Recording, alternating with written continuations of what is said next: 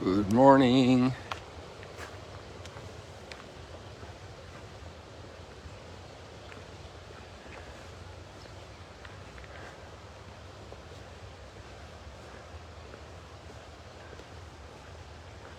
Morning has broken.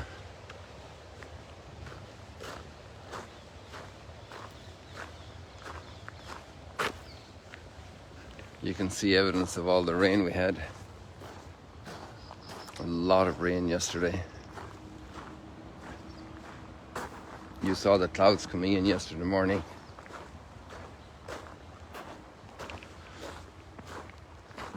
You can see how the dampness is in the walls.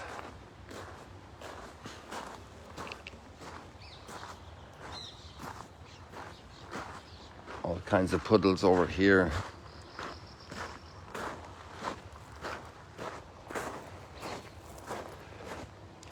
There are a couple still left.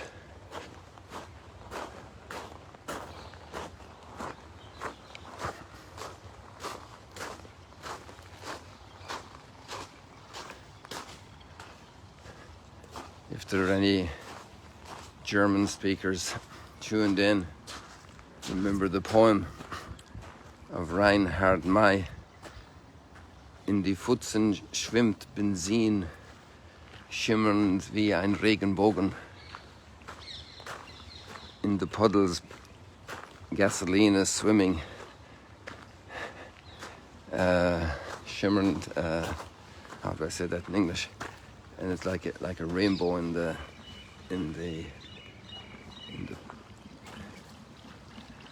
puddle.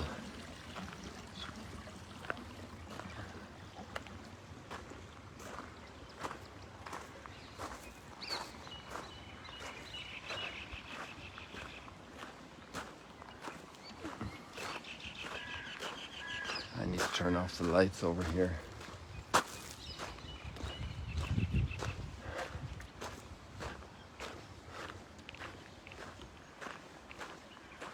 So we have a new set of readings for this week. The first readings from the book of Maccabees. And the book of Maccabees in a way stands for a theme that's very dear to our hearts in our times: religious freedom.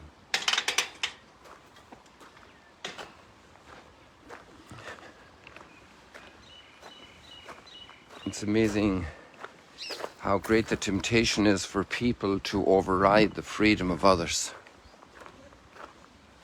Also people of faith. For differing convictions, differing motivations.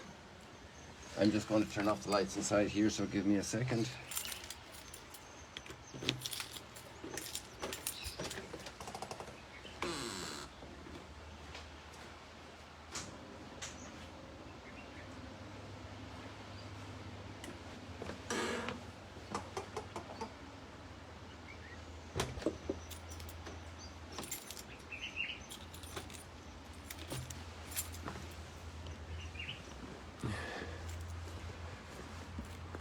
So some people try to overpower others because of power. And want to have them as slaves, economically, politically. And then people of religion can also do it because maybe the motive is a little higher and worthier. They say, we know what is true, and we don't want you to be in error.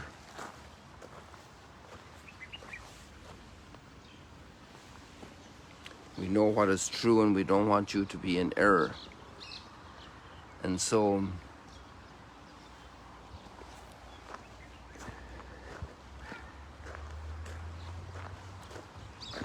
there's a temptation to impose that truth that's perceived on others.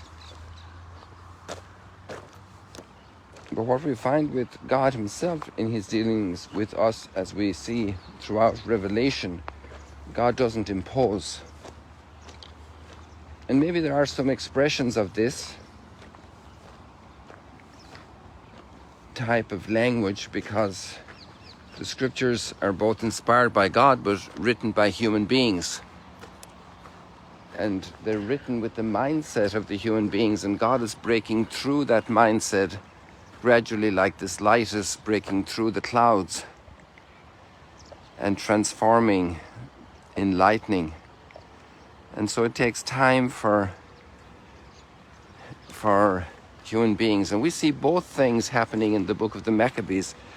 We see the persecution of people by the Greeks, the Hellenists, but we also see the Maccabees themselves taking into their own hands the punishment of those community members, fellow Jewish people, who renege their faith and go with the public, politically correct process. And so they also impose their viewpoint. And this cannot be taken as a norm for life, because we see in the overall picture how God actually respects the human being and every single one. And he respected and still gave life to Cain, who killed Abel. Hey, there's a new Grand Canyon that was just formed. Can I show you? And here we can see the forces of nature working, although this Grand Canyon is miniature, but it came because of the heavy rains just yesterday. Isn't that amazing? This wasn't here 2 days ago. So we've got a Grand Canyon here. First of all, we have the gathering of all the waters coming down here, obviously through this low spot. Let me see if so this drops here. So then all this area is a catchment area of water. And actually, why there's no grass here is because all of this area is covered by a fabric, and then the gravel is put on top of that. So that prevents the water immediately getting down through it. It's a porous cover, but it obviously impedes the immediate flow away of the water. So then this all got washed away yesterday by the heavy streams coming from the rain. Look at the power of this, what it did. So you can imagine gathering here. So look at this Grand Canyon.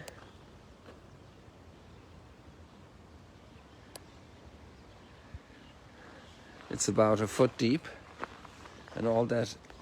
It's actually a lot of shells. That's interesting to watch what's underneath there, isn't it? Look at the way this is.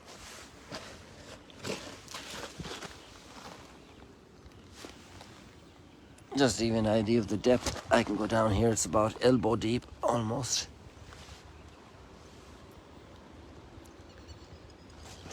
And you can see the layers of sand and shells. And then you see the heavier stones then that the water didn't carry away. And then it all got spread out over here.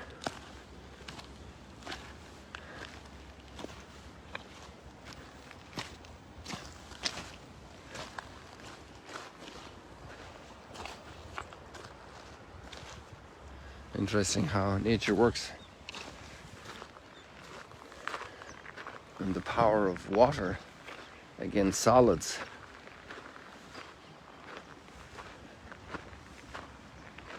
And maybe that's a good example as well of how, ideas seem weak in front of the sword.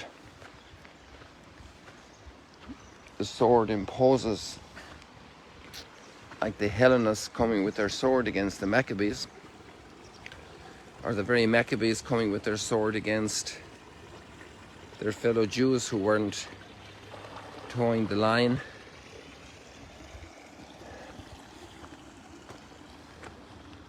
And every organization also needs order. And so there are punishments for not going along with the consensus. The question is then if that consensus honors the human being and the rights of the human being. Any business, a supermarket has a way of doing things, and the employees should follow that methodology, otherwise the operation can't function. And there's a punishment if they don't, or they'll be fired. but there are things that doesn't affect the human dignity. But maybe one day then the supermarket says we're going to sell pornographic magazines, and some employees say, well, we don't like that.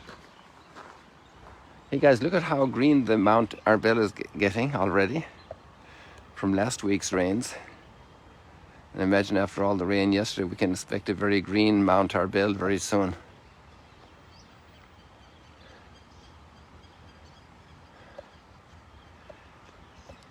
So then when the heavy-duty sword comes in with its steel edge and even claims martyrs for the oppressed group, the idea of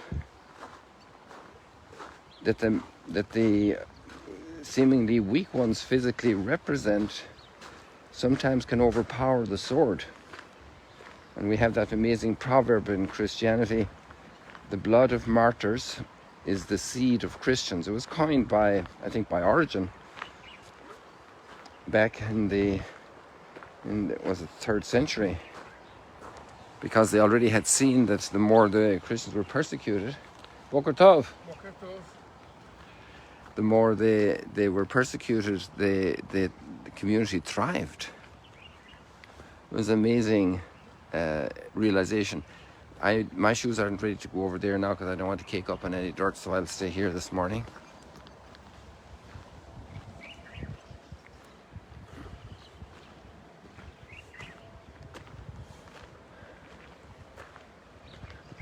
I think all the vegetation up in Mount Arbel is singing this morning after so much rain.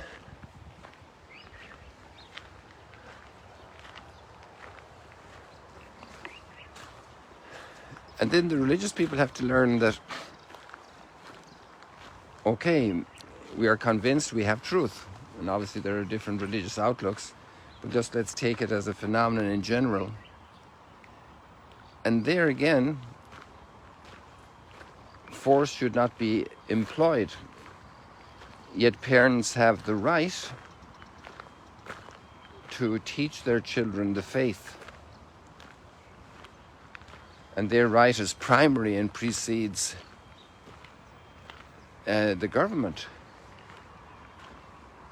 Again, there are also some limits in the sense that if people have some strange religious idea that they can do physically damage their children, then obviously there's a consensus that that's wrong. To protect the good of the child physically and socially and so forth. There can be a lot of argument about certain things in that regard. So it's an area of debate and of reason. And some regimes, totalitarian regimes, are very severe in their punishment.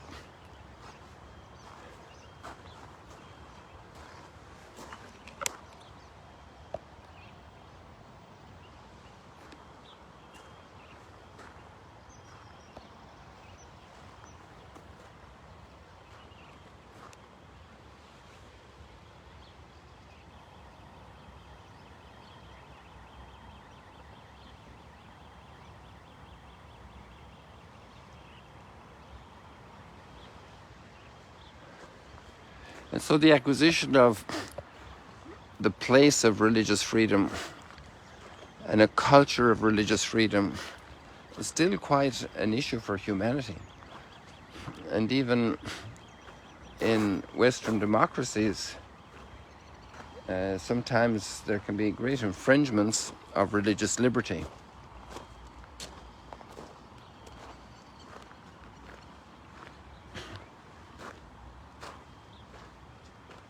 And that's an extraordinary dignity that's granted the human person by our Creator.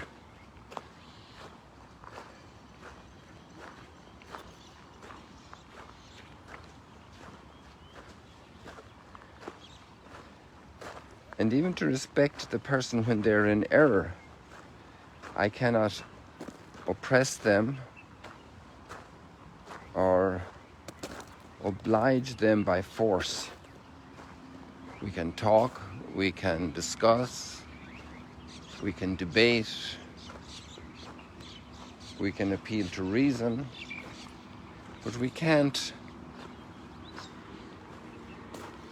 physically impose faith and belief. And it's interesting to watch the process in the reading today about the effort and how the human being resists that imposition. But it's so easy then for even victims to themselves impose, just like we have that story in the Gospels on a different subject, a different matter of forgiving debt.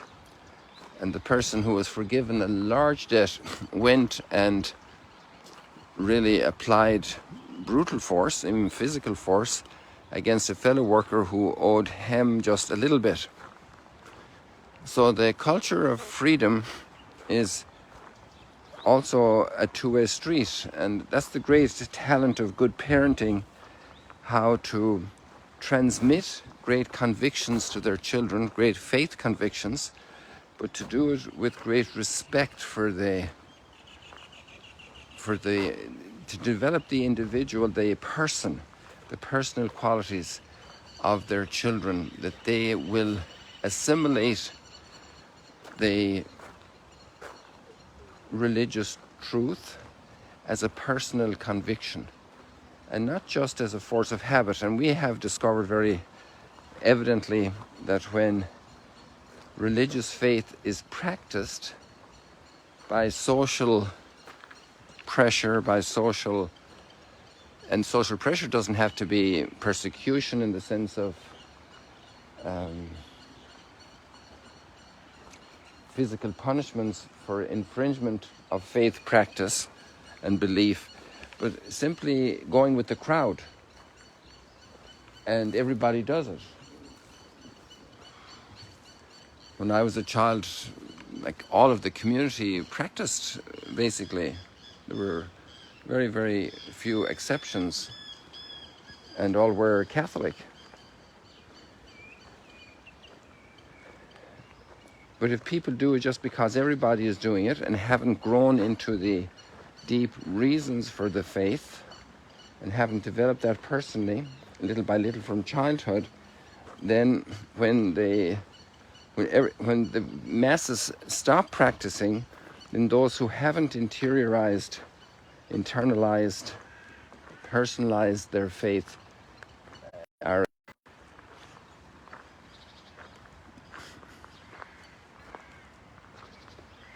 And it's interesting also that in the miracle today in the gospel, it's a little bit like the same principle is applied in another aspect.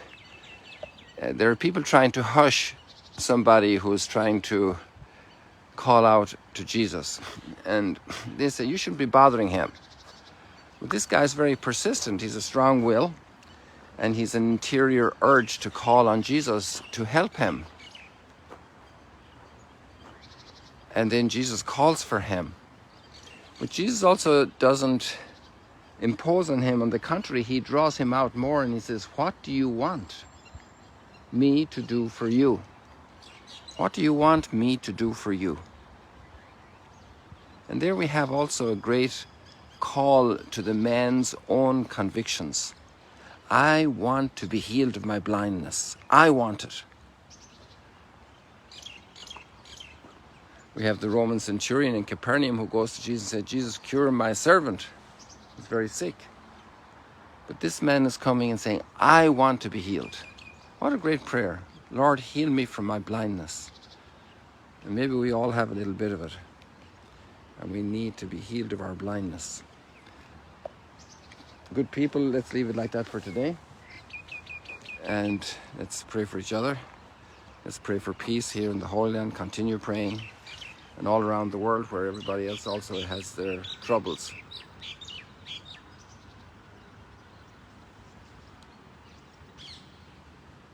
God bless you. See you later, alligator.